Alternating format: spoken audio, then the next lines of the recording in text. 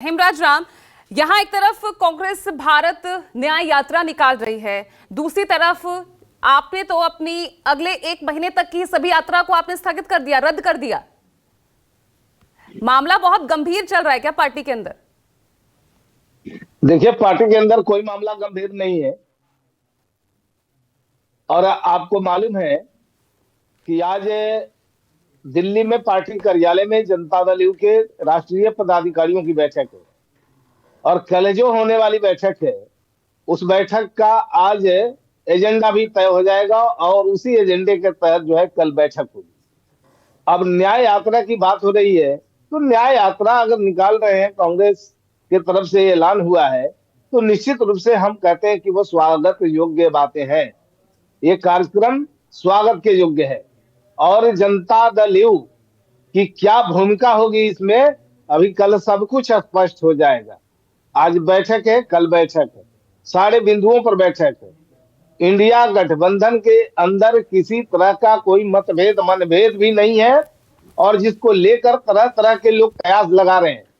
सबसे बड़ी बात तो यह है कि देश के अंदर जो बड़ी चुनौतियां हैं देश के संविधान को बचाने की, देश में जो बेरोजगार रोजगार के लिए त्राहिमाम करते रहे, केंद्र की सरकार ने वादा किया कि हर साल 2 करोड़ लोगों को नौकरी देंगे।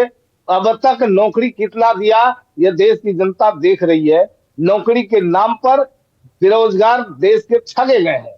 और दूसरी महंगाई की बात, देश में महंगाई किस कदर बढ़ी देश की जनता भी देख रही है, इसमें हमें कहने की जरूरत नहीं है। लेकिन फिर भी केंद्र की सरकार इस पर चुप्पी साधे रही।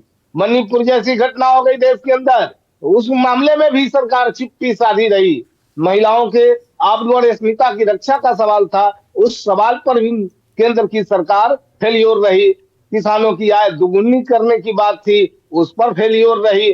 कोई ऐसा काम जो जन सरोकार के मुद्दों से जुड़ा हुआ है, ये भारतीय जनता पार्टी की केंद्र की सरकार ने बिल्कुल, बहुत अच्छा लग रहा है कि आप कांग्रेस की भारत न्याय यात्रा का स्वागत कर रहे हैं, लेकिन क्या इस यात्रा के लिए क्या आप लोगों से भी बातचीत की गई है? क्योंकि अब तो आप सभी को एक ही मंच पर जनता देखना चाहेगी ना, तो ये सवाल बहुत अहम हो जाता है। और अगर यहां से कांग्रेस अपनी इस यात्रा से मजबूत होती है तो अलायंस में भी वो मजबूती नजर आएगी फिर तो।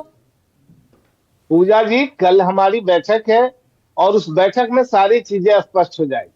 और तत्काल मैं इतना ही कहूंगा कि ये जो कार्यक्रम है, स्वागत जो कार्यक्रम है और इसे होना चाहिए। ठीक है धनंजय गिरी जी, यहाँ पर फिलहाल अगर हम इस फ्रेम में देखें तो पूरा इंडिया अलायंस एकजुट दिख रहा है इस यात्रा को लेकर भी और आगे की रणनीतियों को लेकर भी। कहीं आपके लिए अब चुनौती खड़ी होने जा रही है क्या?